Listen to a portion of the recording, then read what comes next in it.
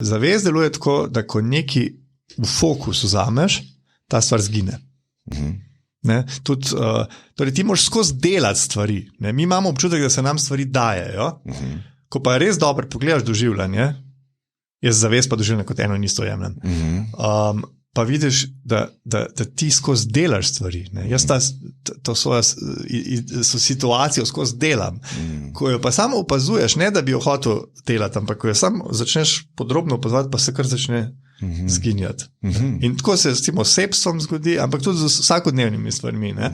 Ko ti opazuješ recimo bolečino, če bolečino začneš samo opazovati, brez da malo daš oklepaj to, kaj se to pomeni, pa kaj bom jaz s tem naredil, pa tako, da samo opazuješ, velikokrat se zgodi, da kar zgine. Ne da zgine, ampak da to obstaja pač nek občutek nastane. Pač nek drug občutek. Ni trpljenja zraven. Ni trpljenja, neka vrsta doživljanja to postane. Ne?